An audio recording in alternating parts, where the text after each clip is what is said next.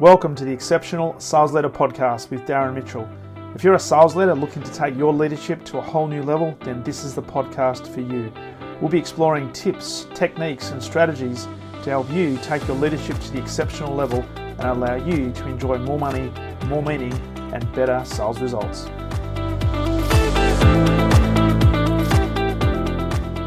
All right, welcome back to the Exceptional Sales Leader Podcast, and it is my absolute pleasure to welcome a man coming in from Montreal with a backdrop that is actually a photo from the top level of the apartment building that he lives in a penthouse suite overlooking a magnificent river.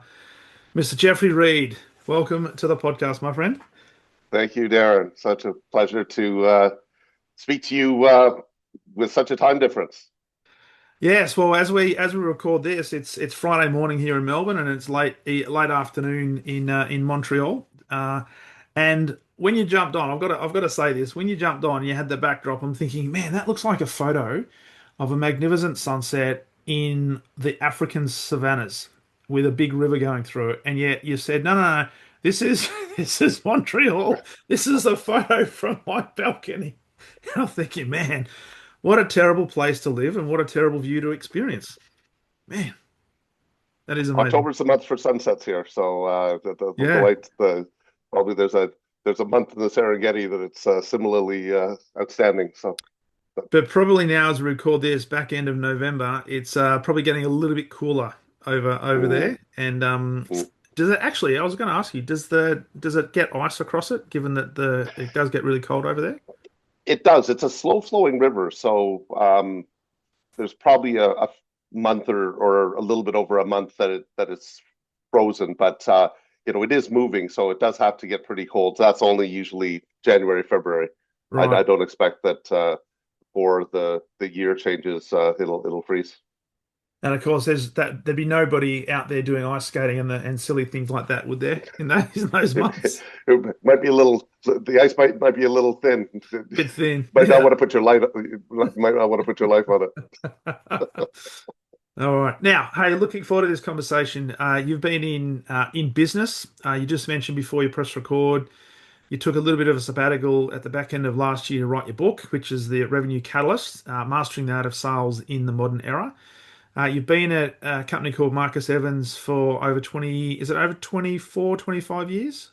Yeah, it was just on the cusp of 25. Yeah. When I took this one. Lovely. And you're also sharing with me that you've got something like 24, 25 of the top 40 salespeople who are now very senior within the organization, that you have your fingerprints all over, Geoffrey, in terms of how you've built a really phenomenal, successful sales business as well. So this is going to be a good conversation. Ooh, excellent. Yeah. Every now and then I get a peek at the current sales standings, and it's definitely closer to 30 than 25. So it's sort of in that range. Yeah. Love it. So we're going to explore all things senior leadership, sales leadership, and some of the key principles. And we'll talk also about your book, The Revenue Catalyst. But where did it all start for you? I'd love to delve into people's backgrounds and where it started and what got you into sales and what lit the fire to get you to what you're doing today. Yeah, look, as many students going into post-secondary education, I really didn't know what I wanted to study or what I wanted to do. I wasn't keen on a profession. I wasn't fixated on necessarily studying business, although I had an interest in it. But after going through a lot of general some of it was more along the economics line and the public policy line. With some business courses, other was broad liberal arts, where I remember taking all sorts of courses. I ended up having an opportunity to do some work in government, do some public policy analyst, and really sort of build on that for a number of years. I guess moving into a certain period in my career, I had opened up a business with some colleagues, and it was a consultancy, and we were doing a lot of traditional consulting work, but also mediation, negotiation, a lot of training, and collaborative problem solving. And we had a really good team, and all the conditions were really quite strong, and everything pointed to this being a tremendous business, and it did well. but it became pretty clear not long into it that nobody who was a part of this consortium knew anything about business or knew anything really about the sales side of business, the revenue Right. generation side of the business. We could do everything else, and that puzzled me. I was like, how could all these people with decades of education who are so well, accredited, not know about revenue generation? Mm. And that got me, thinking about that. And at one point, I was at a bit of a crossroads, and I could have continued down that vein, or after having done, master's degree, taught graduate school at university, done doctoral studies, just decided that I really had to fill out this void in my repertoire, and so I sought out the best sales experience I could find, and I stumbled upon Marcus Evans, which had a very strong methodology, and just decided to go in at an entry level sales job to learn sales, and I didn't know what would come of it. Just so happened that I was very good at it, and within a year, I was number one in sales in North America across quite a few offices, and that gave me an opportunity to get into management, where I was able to bring in other skills that I had, and that was really the trajectory that set me on course to eventually becoming CEO in London and serving in that position for close to a decade. And so you're talking before we press record that you entry level sales, having run the consulting business and thinking there's got to be a better way here. Why isn't that we're not as generating as much revenue as we can? So you jumped into sales. That was in 2000, and I think you said you became the CEO around 2014. So that's a pretty meteoric rise from entry level sales now to CEO run the organization across in London. Mm. When you looked at that and when you jumped in, obviously there was a realization that when you're in the consultancy that you were good at the business side, but not necessarily there was a bit of a gap there with the revenue generation side.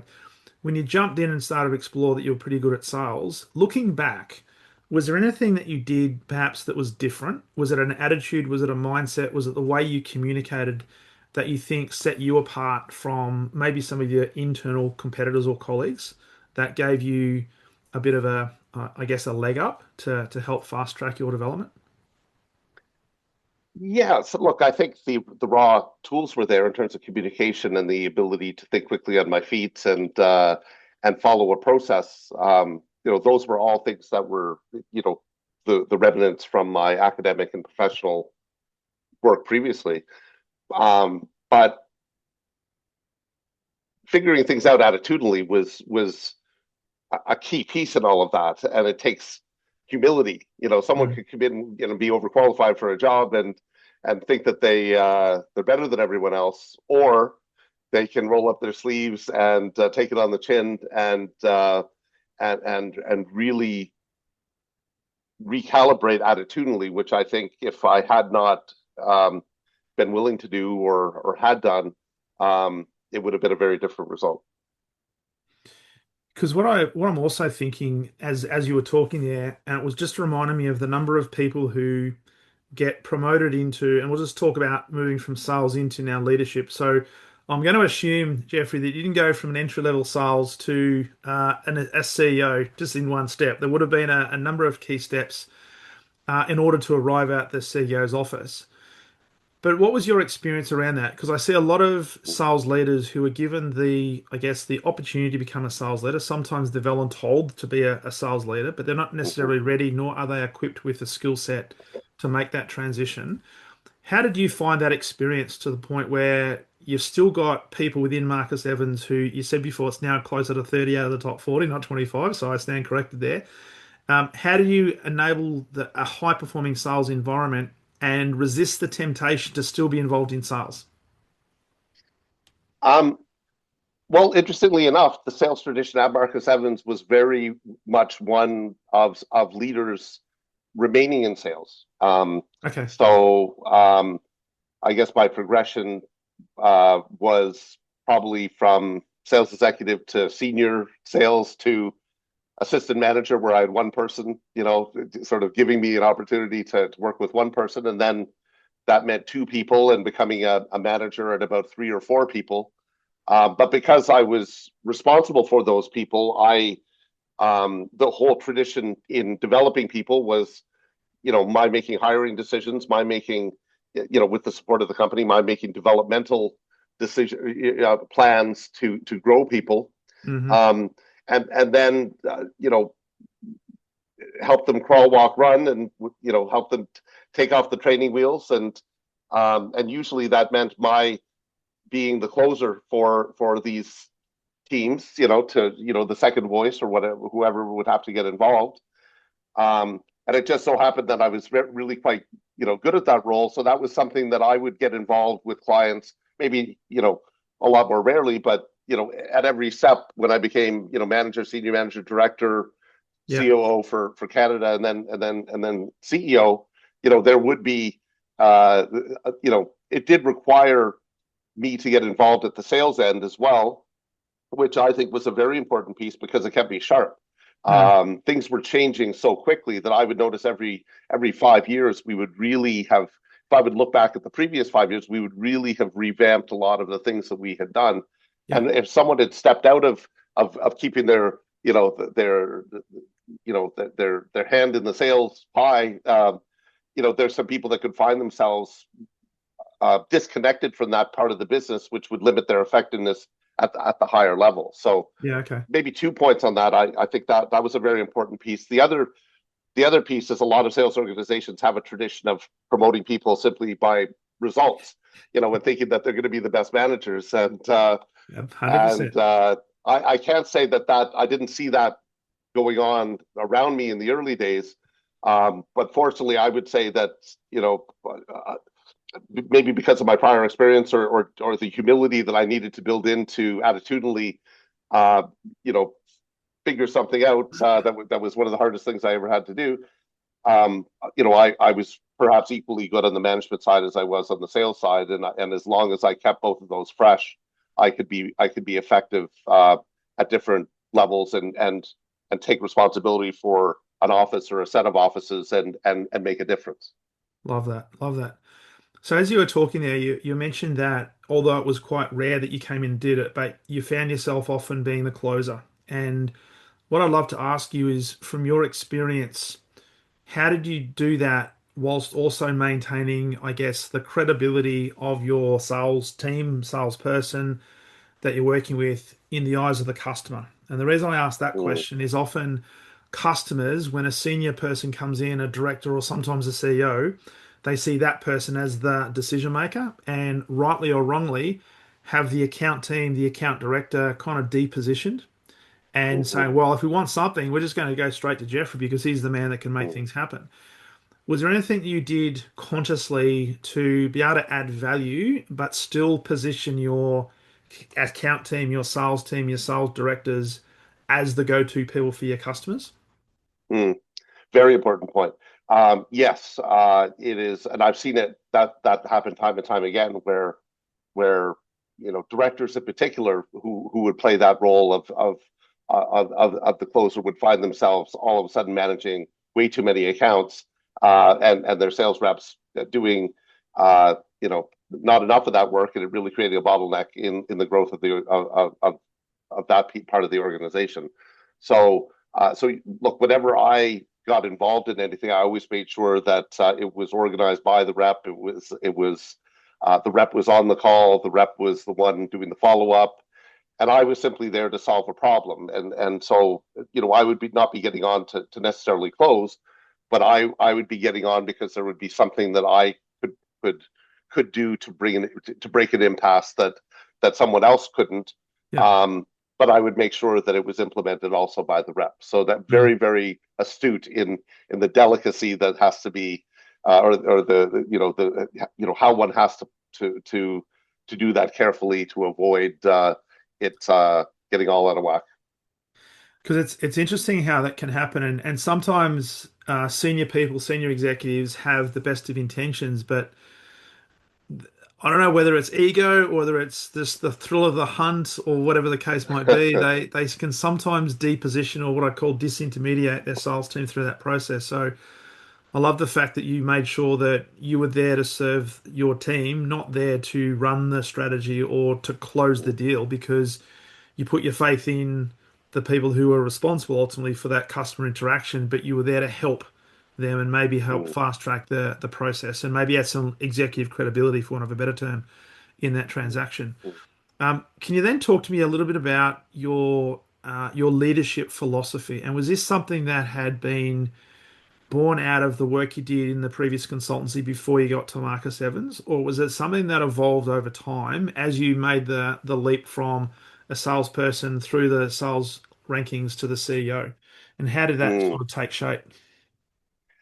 Yeah, look, I would say that part of it had to do with the collaborative work that I did previously, because in the mediation business or the conflict resolution business, we ask a lot of questions and try to um, you know not talk all the time. It's better for other people to talk, and that's obviously has its parallels with sales as well. But I think, look, through all that period as I was growing, one of the things that kept me balanced was perhaps a parallel objective of trying to, um, you know, minimize my ego to a certain point, or deassociate myself with ego based decisions, or and I feel there's a natural, like success in sales is often getting beyond fear, and Mm. and deprogramming our ego is has an awful lot to do with that as well. So it got to the point where if I it made it all about me,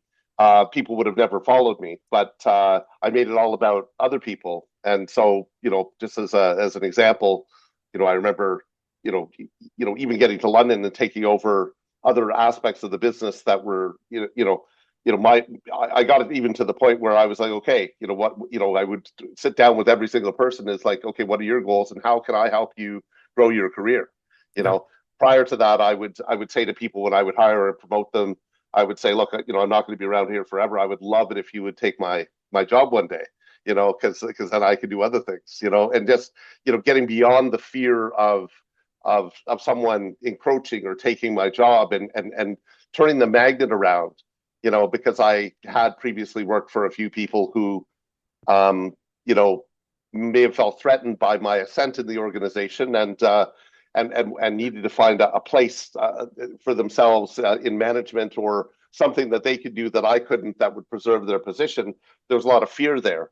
So I guess when I finally had the opportunity to go through that experience, I basically said, look, I'm in this for as long as it goes. I'm going to ride this wave, and there's going to come a point where I'm going to pass the torch on, and I'm going to be inviting that all along the way. Because if I invite that all along the way, I'm going to be building a way better organization that might make me irrelevant one day, but it won't matter at that point because it will have been a smashing success. Well, I love the way you've talked about that, because I often say to leaders, whether it be operational leaders, executive leaders, or sales leaders, that your ultimate purpose of being a leader is to make your position redundant so the team doesn't Mm-hmm. need you anymore. And you get to that point and you've got a succession plan in place, you've got some quality people that will continue to drive the great results and have sustainability, not just for the team, but for the business. So I absolutely love that. Do you think that approach, because that was that something you came into Marcus Evans with as a core philosophy? Because what I wanted to ask was, did you have a goal when you first started in sales in 2000, say, I want to be the CEO one day? Or was it something that just evolved as you evolved based on the philosophy you generated around how do I help others around me become better and how can I be of better service? Do you think the fact that you had the meteoric rise was in direct proportion to your ability to serve, or was there something else? Mm. I think that it evolved over time, definitely, because when I joined the company, I didn't know if I was going to be there for 6 months, walking away with a little bit of sales education, Yeah. or whether you know, I never expected to be there for as long as I was. But there were some periods of time that I was stuck notwithstanding the growth. There were times where I remember taking two steps forward and a step backwards, and being caught in a place where there were four strong managers that all probably wanted the next position, and Yep. I remember doing the typical things of pushing, pushing, pushing, which is what we're all taught to do.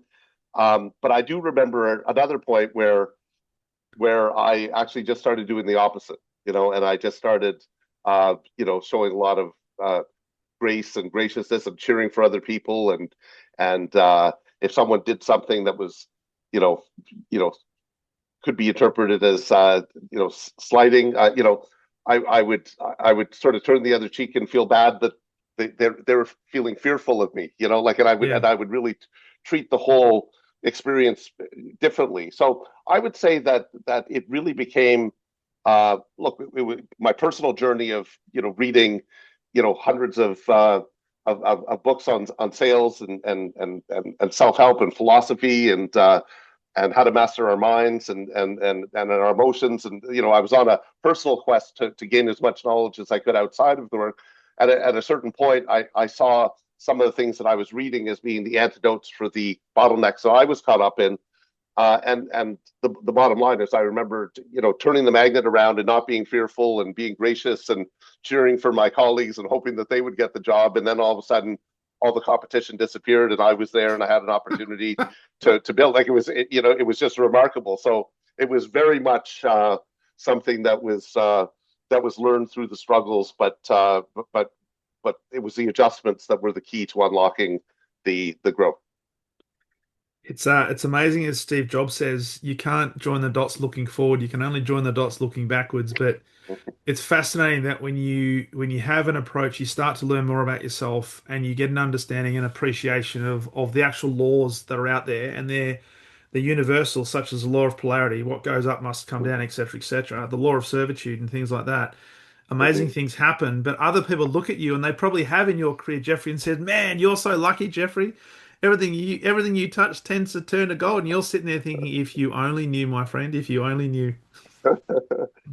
I even recall one person who had been very successful, person that I had hired in a previous life. It had the software company, and he was, he wanted my job, and he told me that in the interview, and he was just very aggressive about that. And I sort of welcomed all that.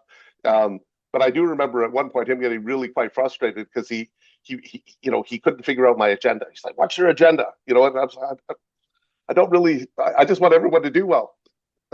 and that was foreign to him. But I think, in many ways, that was the attitude that was needed to be a leader that people could trust, and people could, knew that I had their back, and I was, and I had no, there was no chance that I was going to do something that would betray them. Yeah, I love that.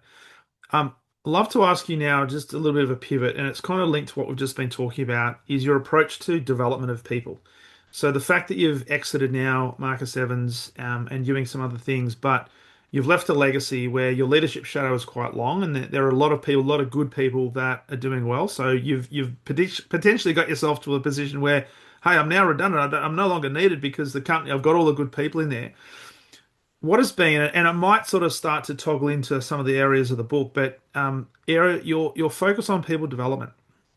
Was there a specific strategy that you had other than looking to serve people that you think helped you identify good talent, but also helped to unleash the potential of that talent by providing them a great environment where they could grow, where it wasn't necessarily competition, but it might have been co-opetition, right?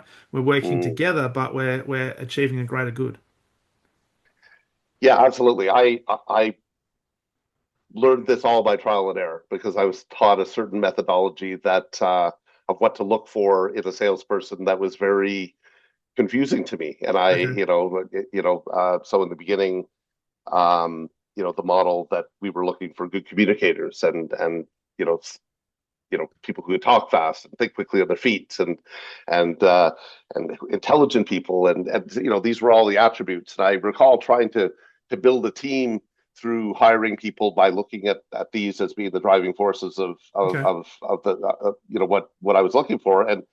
And it would be two steps forward, one step backward. There would be a lot of, you know a lot of bumps on the road, I would say, with that particular approach. And I just really struggled with, okay, is this really the right approach? And then I recall going through, a bit of an epiphany, and really, looking at attitude as being the differentiator of what I was looking for. Because, I saw great teams implode that were just so talented, but the attitude was wrong. Yeah. And so what I started doing then was doing an attitudinal interview as a part of every person I would interview. And when I had an opportunity to build, I was given a lot of freedom. So I was telling someone recently about the movie Jerry Maguire. I don't know if you ever saw Yeah. that. Yeah. The Yeah. Tom Cruise and the sports agent. And he wrote the Jerry Maguire letter of what type of agency we could be.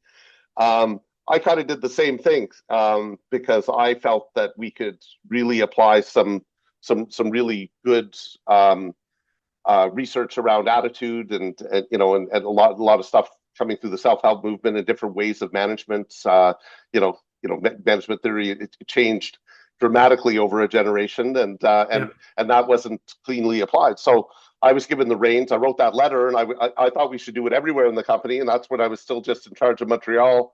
And I said, okay, we'll make it work in Montreal, and uh, and then we'll see. And I applied it, and so I started hiring people based on attitude, and it didn't take long before Montreal was the number one office and held that spot for 5 years. And I guess that was kind of part of my, go do it in Toronto, go do it in Chicago, go do it elsewhere. So I sort of gained, piece by piece. But it was all about that decision to hire people by attitude. And when I hired people by attitude, uh, you know, look, I would avoid the vindictive people, who would want to hurt you when you break up with them or they break up Yeah. with me. There's a lot. They're a lot more absorbable and receptive to new ideas. And so that fed right into the development plan. And I write about this a lot in the book. In chapters 3 and 4 of the book, it's all about how to hire that high performance team and how to develop that high performance team. And once I had the right people in place, there was nothing I couldn't do, because then what I could do, I had enough data at my disposal to come up with KPI plans and know what a gold standard was. And I could reverse engineer the steps in the sales process as a part of someone's development to accelerate that. And and then I could do monthly reviews or have someone do tapes or break things down Yeah. and change one maybe two things, not 10 things at a time, and all of a sudden see the difference that would make. And it made development a scientific exercise. But it all started with choosing a different type of person. Isn't it interesting that going way back, and you might have, because you've talked a lot about doing a lot of self-help reading and all the sales books, and you would have come across the great man Zig Ziglar, where he often Mm, talked about the fact that attitude and not aptitude will ultimately determine your altitude. So I love that, absolutely. and you can't. I mean, somebody might have great experience, they might have great techniques, they might be able to, close the sale and handle those objections and have like an attack on an opportunity like a dog with a bone.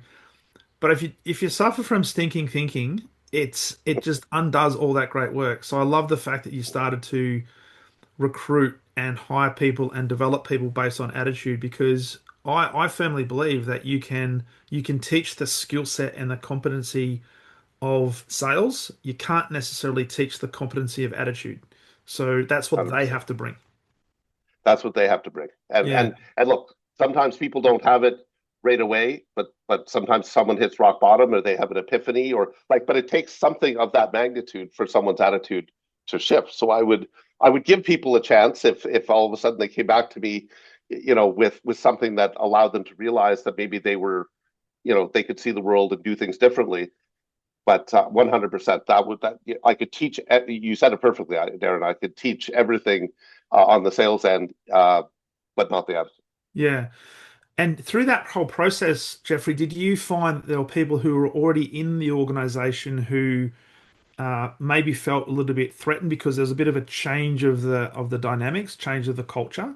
And did that result in them adjusting their attitude, making some changes, or did you see that there was a natural level of attrition which enabled you to now reset and create the organization that you ultimately wanted? Mm. A little bit of both, but I do recall that when I was at one point, I had to challenge a top performer with about. I realized that this guy would go out and smoke cigarettes with new hires and tell them everything that was bad about the company. And so by the time someone would get to a training school, I would have someone who was paranoid and a little tainted on my hands. And I noticed that And there was smoking. turnover. Yeah. At one point, I had to make a decision that I was going to eat that revenue. And, you know, look, I tried to make the change, but it sort of worked itself out that the person, did something that, you know, that led me to start over. And I think our sales nearly doubled the next year. Like it really gave us a runway to be able to build a clean organization of fresh, people who all loved the company and felt that it was cool. And then, like, sometimes I go to another, I take over another office. And I would just reflect sometimes that everyone in Montreal thinks it's the coolest place in the world, and there's a lot of cynicism over here, and that's really holding us back. And then I have to make an assessment. Okay, could I transform these people by showing them how they can make more money through attitude, and I could show them how to do that, and they're either going to buy wholeheartedly into what it was that I was trying to do. They were helping me, or if they were hurting me, like, it's no, this is business. Sometimes Yeah. you have to make a different decision, and I did have to carve out people who were just not going to get with the program, and were going to hold back what we were doing, and that was just part of the course. But I still cared for them, and still wish them well. But they weren't at the point where they were going to make an immediate change in their attitude that would allow this to proceed. And I don't want people who listen to this to miss this concept, because there'll be sales teams who have salespeople within it who are very good at the selling. They're driving the numbers, and it's very easy for the senior executives to look at the numbers and say, hey, everything must be okay. But these people could be, not saying always, but could be creating toxicity within that ultimately will lead to results starting to tank. So we need to make sure that we're really clear on what the attitude is, what the culture is, what do we stand for as a team, and what's our North Star moving forward. And anybody that's Mm, not adhering to that needs to be, with respect, gotten rid of or redeployed or given opportunities. But the ultimate thing, and this is what you've shared as well, is the ultimate thing is they have a choice. They have a choice as to whether they can change the way to fit in with the narrative where we're going or not. And either way, it's okay. It might be a mm, short-term hit for the business and the bottom line, but longer term, it's going to pay dividends. indeed. And look, making good choices around that are hard choices, and it's easy to avoid that. But that's where, even with the best attitude in the world, and the best intentions, and the most care, those are the choices that need to be made. It's like, getting a poison out of your arm, I suppose. Absolutely. If that would be a good example. Absolutely. Now, the other thing I wanted to ask you about is, as you were developing the teams, and we talked about attitude and fine-tuning, the sales process was obviously a theme throughout the whole thing. In terms of people development, you do talk about uh, adjusting, I guess, the training, the interaction, the development based on individual learning styles of the individual, which Mm, I think a lot of organizations fail the test on, because they try to be all one thing to all people and think, hey, we've got this great methodology. Why aren't you selling a lot, right? Was there anything specific that you did, and was it something that you had learned, or did you use an already known methodology around learning styles to adjust the way that you developed people to enable them to develop at their own pace, but also with a sense of urgency? yeah, 100%. So I mentioned I used early on did the attitudinal interview. Then I started switching to tests, and I would really measure three things. I would measure people's locus of control, Hmm. which dictates, through a test, whether someone has a tendency to take responsibility or blame other people or outside factors. I instituted another test, which was all about grit, and how, people's tendency to finish things that they start, Yeah, and sometimes comparing, you know, there's some deeper analysis that could be done by matching that up with locus. But learning styles was a key part, because, rightly or wrongly, people have different learning styles, and good sales teams are made up with people with different learning styles, and so there are a number of different uh, tests out there that could be applied, and um, and so a lot of them have come and gone and are overly complex. But I was just using a simple test that would break people into really four quadrants. You know, I would look at activists, reflectors, theorists, and pragmatists, and a combination thereof. And you know, and I used to tell my salespeople, I was like, look, you're getting paid, or my sales managers, you're getting paid more. You know, you don't make the employee adhere to you. You have to know their learning style and adapt to them. So, you know, for example, an activist is just go, go, go. They're probably Yeah. going to take their IKEA furniture and put it together and not read the instructions. They just want to get that thing together. You know, and a lot of salespeople are activists.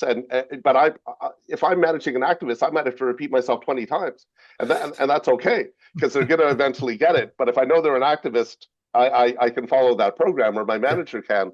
Whereas a reflector, you know, this is someone who's thoughtful. I'm not going to repeat myself. I'll probably pull them aside at the end of the day and say, hey, have you ever thought about doing this? And they'll think about it and they'll do it the next day easily. Or a theorist just needs to know the background. Why do we do it this way? Or Yeah. a pragmatist needs to know what's in it for them. And just by, you know, measuring that at the outset and making sure that managers develop people according to a plan that meets one of those learning styles or a combination of those learning styles, we can come up with you know, very, very effective development programs that are going to eliminate losing hires unnecessarily, developing people at a faster pace, avoiding a lot of frustration, a lot of benefits to just making that small adjustment. Absolutely. And as you said, you'd put that through training programs, but you also put that through coaching methodologies, feedback loops, and all that sort of stuff. So Yeah, you're reviews every literally, time. Yeah. because you're talking a language that resonates with that person. So you're tailoring your message to that particular individual, which, by the way, says you value me, there's a better Mm-hmm. connection, and their level of discretionary effort, because you've hired on attitude, tends to go up. And guess what? They Mm-hmm. stay here and their performance goes up. Man, Yeah. bit of a formula there, Jeffrey. Yeah, it's a beautiful system, and it all feeds itself. And I look, a lot of mistakes were made by me and others, but by me to figure that out. But once it started working, then I could take that in every location and scale it. And that's when the company all of a sudden became scalable, as Yeah. opposed to scalable through the people. Yes. And the people development, which is how a company can go from one location to a global company without necessarily having to go public or rely on capital to grow, Yeah. but just transplanting people, you can roll out a company around the world Love if you that. do that right. Love that.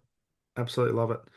So, love to ask you the question, what prompted, because you took the sabbatical in 2024 and started to write and then published the book, The Revenue Catalyst. What was I guess the underlying premise for writing the book? Was it just something you wanted to share with the world? Was it a bit of a reflection on almost like your own journey, or was it a combination of a lot of things that you said, you know what, I want to put this out into the marketplace so people can learn from our experiences? What was it that Mm. drove you to write the book?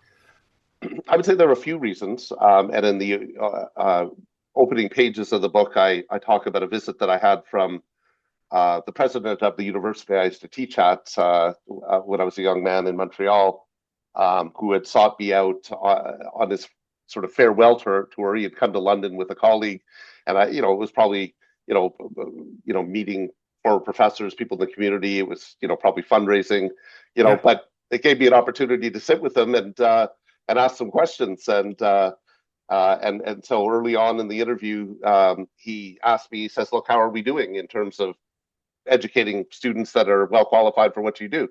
And I said, quite well, because I've hired some stars from the university. But I asked him, I said, but why so little sales education? Mm, And the background behind that is when people go to business school, typically they're studying finance, accounting, marketing, and human resources. There's no fifth discipline, which is sales, which arguably is the most important discipline of all. yeah. So that was at the heart of my question. And he laughed and he said, well, most professors aren't comfortable teaching things they don't know enough about. And I just thought it was a simple, but just such a perfect answer that led me to later build into all my interviews with every business student I interviewed. Have you ever taken a sales course? Yeah. Some said one, some said none, and just realized that there was this whole void. So part of the motivation for the book, Darren, was to um, write it as if it was I was building a curriculum as the fifth dimension of business. So something that people could draw upon and rely upon if they wanted to educate themselves as if they had taken a university course and bring themselves Yeah. up to that level. Yeah. Um, Second motivation was I realized that if, as I was considering doing other things, that if I didn't write it all down, a lot would be lost. So I thought it was a fabulous way to just sort of capture information that would otherwise just evaporate, but was quite valuable and a story worth telling, both from a hopefully an inspirational perspective, but also from a very practical perspective in terms of teaching people sales from the very beginning, considering all the different styles of sales from Yeah. from B2B, B2C, a company like Apple that sort of, if this were, I use the analogy of American football, where you know being right up on the goal line, it's not that hard when you go to the Apple store to convert a sale, Yeah. because it's all been set up through the marketing and through the branding and so on.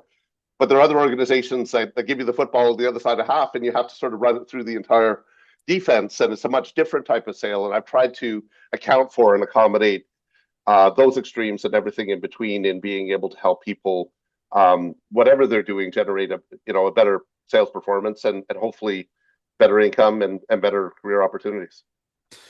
Well, you're a best-selling author now. It's been, and I know you're on the podcasting circuit, but you're also a TEDx speaker as well. So it's great to see that.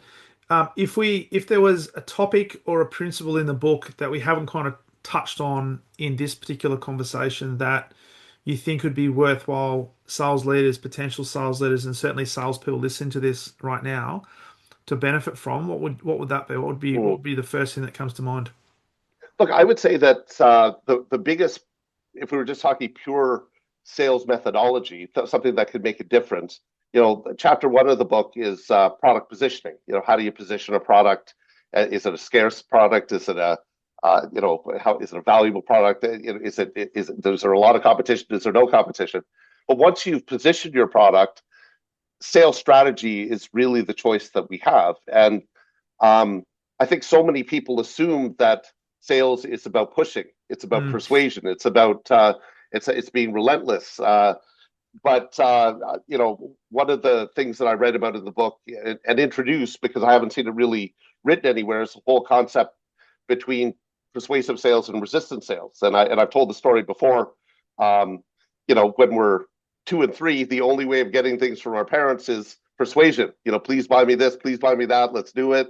It is that pushing, and that follows people around when they're teenagers and they're trying to influence their friends. Let's go here, let's go there. It's persuasion. And mm, with a gap in sales education, someone might go through business school and not learn sales and join a sales organization, and all they know is to push. yeah. But on the other side of sales is resistance, and this is how luxury brands work. This is how uh, universities and banks operate. Why should we give you the loan? Why Mm. should we admit you to the institution? Do you have any credentials? And then they say, "We'll get back to you," and it's a resistance sale, and it creates a totally different emotional experience than someone saying, "Buy my product, or I'll break your head." Um, so, so my whole point is that within those two extremes lie many options that can be curated to just about every product, and I think it's important for every salesperson to be aware that there are options there, and we have to be thoughtful about how we're going to extract the most revenue from a particular product on the basis of those types of decisions. I love that. I love that. In fact, as you're talking, I'm thinking of the times that I've delivered sales training to organizations and I say to them, hey, your customer doesn't want your product. They're not waking up one day and saying, oh, I think I'm going to go and buy that widget. What they're thinking about is, I've got a problem that I need a solution for. Who do I know that potentially might have the solution? What we have to do is resist the temptation to push it onto them and actually Mm, create a little bit of FOMO to say, well, I'm not sure whether you qualify for this product. We just don't give this to anybody. So that's where you're talking about that level of resistance. But yeah, there's also a indeed. fine line because you also have to, at some point, you have to incentivize or maybe ask the customer to make a purchasing decision. Mm, without feeling as if, or creating the feeling that you're pushing against and creating that, I guess, that defensiveness. So I love mm. that. I love that. Yeah. That's where the conditional close comes in, where you say, "Look, I don't know if I can get this for you, but if I could, would you want Yeah, it?" absolutely. So Absolutely. lots of options at the closing end to work with something that's hypothetical. Well, there is, and I love your thoughts on this because I say to sales teams, and this is my own approach, that you've got to remove yourself from the pressure of having to get the perfect outcome. So the outcome will be the outcome. What my job is to give the customer or prospective customer enough information for them to feel comfortable making an educated buying decision. Sometimes they might Right. be I have to give them a little nudge, but ultimately whether they buy or not, that's on them. All right. Mm, So resisting the temptation to push too hard because the sale won't begin until after the sale is made. So if they don't buy mm, now, I'm just planting seeds for maybe when they're going to buy next week or next month. So mm. I love your thoughts on that in terms of whether that's something that's helped work in your organization. Yeah, look, I think that we have to get beyond fear. And I think that sometimes the best thing we can, people want things that they can't have, and people value things that are rare and scarce. And Yeah. if we're, starting with that principle, if I do my value proposition and my FABs and I explain something in a neutral way, not pushing it, but just this is what this is what the product is. And if it's it's all going to click or not based on their needs and their desire, but sometimes you have to shake the tree a little bit, or you have to marinate them. So, Mm.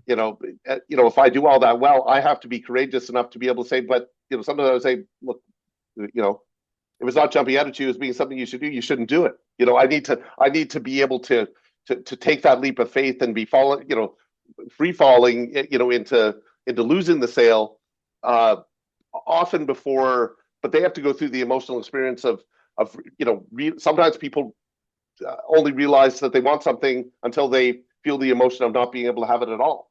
And Yeah. so that's what creates the change, and that's what gives salesmanship the power.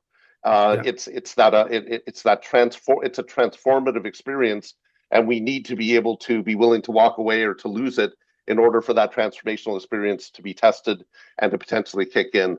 Otherwise, someone is going to stick with their preconceived notions. They will. They will. Absolutely love that. I love it. Great way to wrap this up, Jeffrey. Hey, it's been a wonderful conversation. Thank you so much for jumping on the podcast. If people, people listen to this, they want to connect with you, which I highly encourage them to do so, but also get a copy of your book, The Revenue Catalyst. Where's the best place for them to firstly connect, and second of all, grab a copy of your best-selling book? Well, everyone can jump on my website, which is geoffreymreid.com, Geoffrey mreid.com. Um, and you can find a way to get through the book through the website. But Yeah. if someone uses Amazon, they can, in most major countries, including Australia, where you are, you go to Amazon, just type my name, Geoffrey Reid or Geoffrey M. Reid, and it will come up straight away, the Revenue Catalyst. Same thing with the TED Talk, which um, seems to be plugging along. A lot of people seem to be watching it and liking it, so I'm happy about that so far. But that really gets into the mindset. It's the quantum power of belief, Yeah. and how mindset dictates success. So that sort of delves into some of the themes that we talked about a little bit, but at a scientific quantum physics level. Love it. Um, so those would be the three prongs that I would suggest people could use. Perfect. You mentioned quantum physics. I maybe we have to have another conversation about that because I love to delve into quantum and stuff like that. So I'll just write a Oh little boy, note here that we might have to do a have follow part two. up. We might have to do that. Might have to do that. Hey, Jeffrey, if there's one last piece of advice you'd like to leave people with who are listening to this that might help them finish the year strongly in 2025, but set them up for 2026, what would that be? Look, I think that being willing to fearlessly pass on the information and be able to cheer for other people. Sometimes that attitudinal shift just makes all the difference in people's ability to get the most out of their own efforts and exercise. And it's sometimes different than some of the things we're taught when people tell us look out for number one, or be fearful of other people. But it is worth trying, and I've seen it turned into results and better incomes for people time and time again when people have been able to make that altruistic gesture. Love that. Great way to finish. And I fully concur with that. It's law of appreciation and be the biggest cheerleader for other people. It's amazing what's going to come back at you. But you don't do it so it comes back at you. You do it because it's the right thing to do. So That's it. Geoffrey, greatly appreciate your time. It's been a fabulous conversation. Thank you for jumping on the podcast, and may you have a fabulous end of your 2025. And I look forward to the next conversation on quantum physics. Indeed, I'll be ready. Thank you, Darren. I really Thanks, appreciate being Geoffrey. on All your the show. best, mate. Okay, take care. Bye.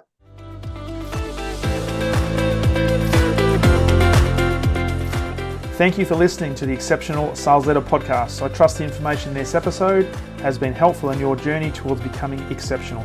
And remember, please take the time to rate the show, subscribe to the show so other people can find it.